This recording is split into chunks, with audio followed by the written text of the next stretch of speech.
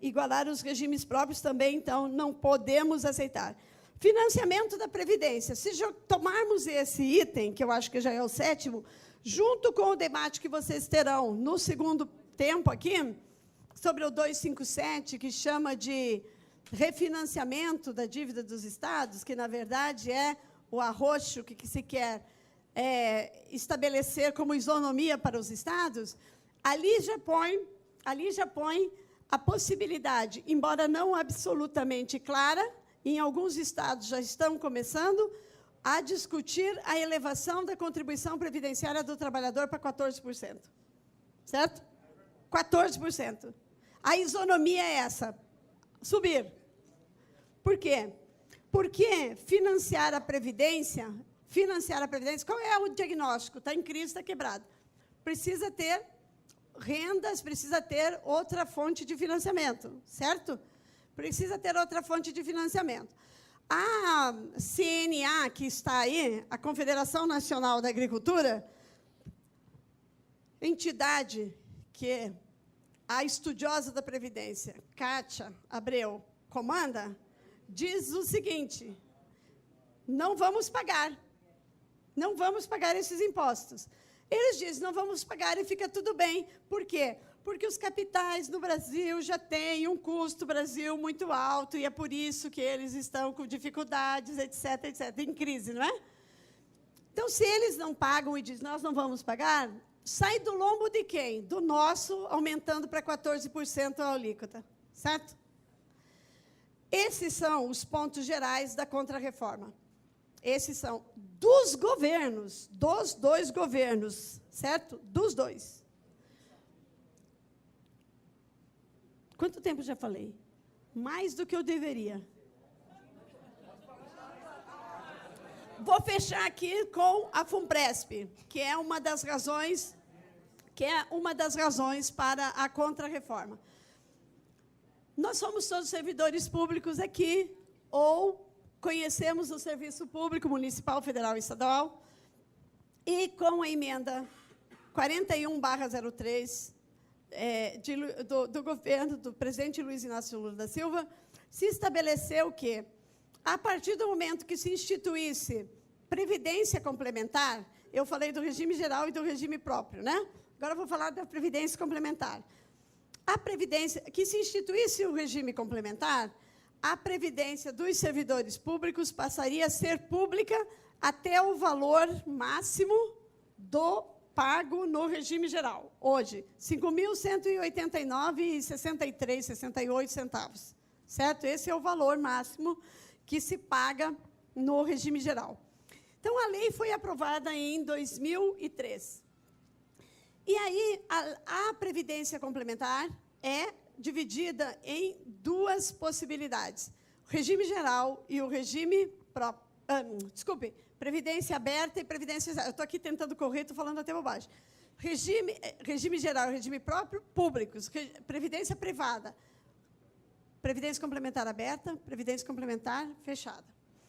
Previdência complementar aberta é aquela que os bancos e as corretoras vendem. Basta você chegar num banco ou numa corretora, dizer o seguinte: quero fazer uma poupança previdenciária, com todas as aspas aí, e diz o seguinte: eu quero pagar R$200 por mês, e aí fala, estou fazendo uma poupança? Não, estou fazendo uma poupança previdenciária, tenho que depositar. Na poupança comum, eu posso, num mês, dizer, não tenho dinheiro, não deposito. Nessa poupança previdenciária, PGBL e VGBL, eu tenho que depositar todos os meses. Se eu atraso, as minhas perdas começam a ser significativas. Este foi um dos negócios que, de 2003 para cá, mais cresceu, certo? Mas esse é individual. E é individual, então não tem... também investe do mesmo modo, mas não é esse o centro da nossa conversa. Embora para os bancos seja. Os bancos querem que a previdência pública dos trabalhadores do regime geral e dos trabalhadores do regime próprio seja a menor possível, para que os trabalhadores façam essas poupanças, aberta ou fechada. A aberta é essa que acabei de falar. A fechada. A fechada, ela atende também pelo nome de fundo de pensão ou de fundação de seguridade. A FUNPRESP, que foi aprovada ter previdência complementar fechada lá em 2003, por conta das nossas lutas, e as pessoas mais velhas aqui, como eu, estivemos e lutamos muito em 2003, numa conjuntura completamente difícil, porque estávamos lutando contra o presidente eleito com a maior popularidade desse país, e a primeira reforma que ele resolveu fazer, nos moldes do Dr. Setúbal, foi o da contra-reforma da Previdência para os servidores públicos federais. Então, nós nos mobilizamos intensamente, fomos a Brasília, éramos 100 mil trabalhadores em Brasília, estimava-se na época que tinha sido a maior mobilização em Brasília, e enquanto nós nos deslocávamos do Brasil inteiro, em ônibus, foi criada barreiras da polícia rodoviária para que os ônibus não chegassem lá. Alguém estava nisso? Alguém estava nisso? Vocês lembram, né? Estávamos todos. Fomos parados nas barreiras e, mesmo assim, chegamos a 100 mil pessoas. Só que, enquanto nos deslocávamos pelo Brasil inteiro, foi votado na madrugada. Porque os parlamentares são pessoas operativas, trabalham, inclusive, de madrugada. E trabalharam de madrugada para nos dar essa rasteira, porque não queriam estar submetidos à pressão que nós fizemos naquele dia. Do mesmo modo, nós fizemos uma grande manifestação. E continuamos a fazer luta, razão pela qual, entre 2013 e 2013, o Fundo de Pensão para os trabalhadores empregados pelo Estado, pela Federação, não saiu do papel. A 4 de fevereiro de 2013, o Fundo de Pensão sai do papel, e ele sai do papel como? Sai do papel quando se cria, entre a lei e a criação, está o quê? A construção de um sistema de benefícios para o Fundo de Pensão. E a presidente Dilma, em 2013, aprovou a existência do Fundo de Pensão. A nossa luta aí foi bem mais fraca, foi em 2013, né? As lutas que existiram um pouco depois, especialmente no junho, não conseguimos colocar esse ponto como uma luta que fosse também importante, e o Fundo de Pensão passa a operar. De acordo com o artigo 202 da Constituição, previdência complementar é privada, tem natureza privada, previdência complementar fechada é de natureza privada e é facultativa. Está escrito isso na Constituição. Pois bem, os 45 mil, estima-se, os que 45 mil servidores entraram no Serviço Público Federal a partir de 2013, de 4 de fevereiro de 2013, e esses servidores, menos de a metade se filiaram à FUNPRESP. No sindicato do qual eu faço parte, no Andes, menos de 7% dos professores que ingressaram, que foi quase a metade desses 45 mil, para as novas universidades que foram abertas pelo governo Lula, e o Reúne também, que expandiu as universidades.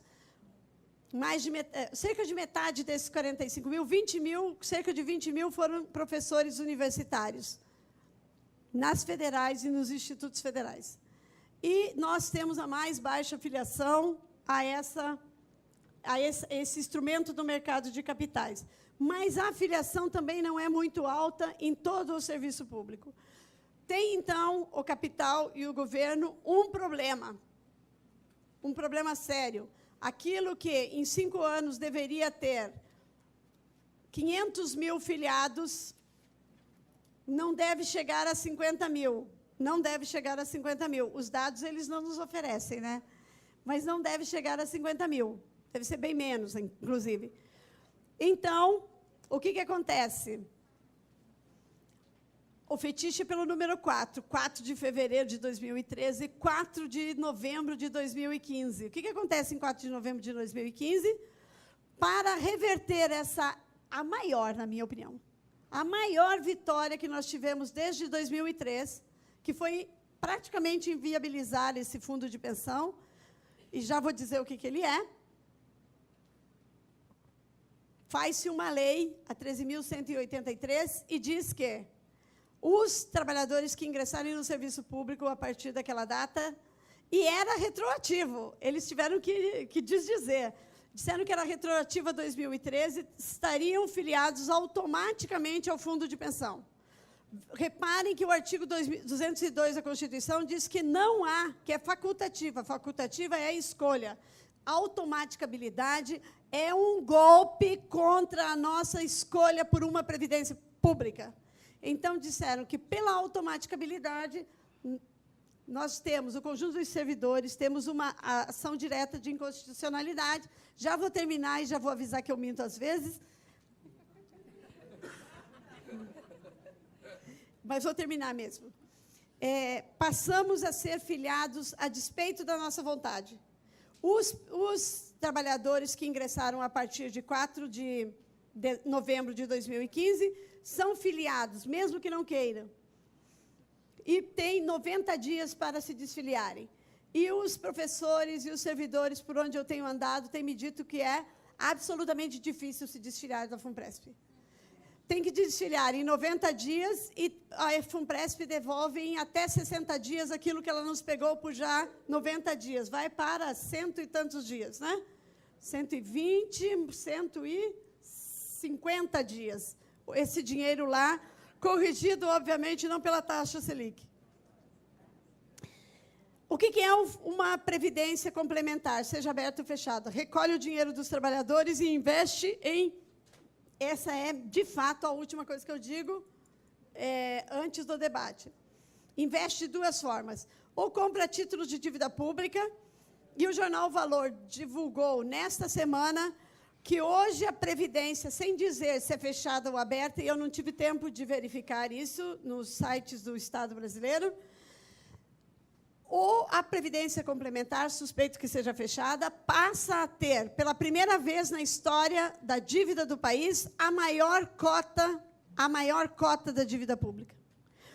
O dinheiro que os trabalhadores retiram do seu consumo mensal está indo para um fundo de pensão que aplica em pagamentos, em títulos da dívida pública. O que acontece quando um fundo de pensão compra títulos da dívida pública? O fundo de pensão disputa com os recursos das políticas sociais, porque não é com o recurso da Lava Jato, nem com o dinheiro que paga a dívida. Disputa com os recursos da política social, que tem que fazer superávit, como nós vimos ali, para que os títulos públicos sejam remunerados à maior taxa de juros do mundo. Então, quando o fundo de pensão compra títulos públicos, quando os banqueiros compram títulos públicos, eles estão dizendo o seguinte: não terá aumento para servidor, não terá aumento de condições de expansão da política social de previdência, não terá aumento de recursos e expansão da política social de educação, da política social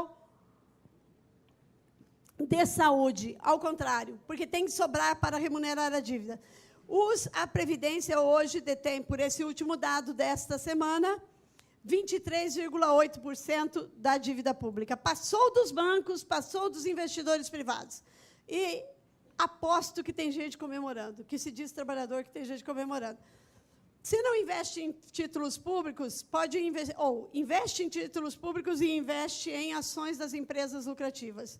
As ações são lucrativas por quê? Porque os trabalhadores são explorados. Não há outra lógica. Uma empresa só pode ter as suas ações muito lucrativas se os trabalhadores forem muito explorados. Então, nós dizemos o seguinte: passaremos a renunciar uma cota do nosso consumo mensal e vamos pôr esse dinheiro num fundo. E esse dinheiro ou vai servir para nos destruir, destruindo as políticas sociais nas quais trabalhamos e as políticas sociais que usamos, ou o dinheiro vai ser dividido, né? Nunca é uma coisa ou outra, porque os capitais têm uma máxima de pedestre que diz o seguinte: não dá para pôr os ovos todos na mesma cesta. Então, para não pôr os ovos na mesma cesta, investem em títulos públicos e investem em ações. Depois eu dou a lista dos fundos que estão com problemas, certo? Que estão com problemas, e não são poucos. Então, o que acontece? Quando o fundo de um trabalhador servidor público compra títulos públicos, eu faço o seguinte: com uma das mãos carrego o cartaz na greve e com outra contribuo para o fundo para que ele fique com uma parte como forma de dívida pública daquele mesmo valor que eu estou disputando na greve. Ou outro investe na empresa e eu digo, bom, para que eu tenha previdência, e isso não é verdade, mas é o que vende-se, para que eu tenha previdência complementar, para combinar com a minha de 3 mil, 4 mil, 5 mil, que eu terei pública, eu quero que você, que está lá na Vale do Rio Doce, seja bastante chicoteado. Eu quero que a Vale do Rio Doce tenha a Samarco, por exemplo, para maquiar os seus negócios, e que é bem longe desvinculado como uma empresa filha, mas para elevar o valor das ações. Ou seja, previdência é algo que tem a ver com solidariedade dos trabalhadores e que tem a ver com a formação de um recurso absolutamente gigantesco que não se acha em outro lugar que não seja nessa política social. Só e tão somente por isso é que ela interessa aos capitais. E nós, portanto, que temos também interesse, porque para nós é vida e não é lucro, previdência para nós é vida e não lucro, temos, então, como diriam os franceses, as armas cidadãos, nós, as ruas, cidadãs e cidadãos. Muito obrigada. Pessoal, imagina, doutora.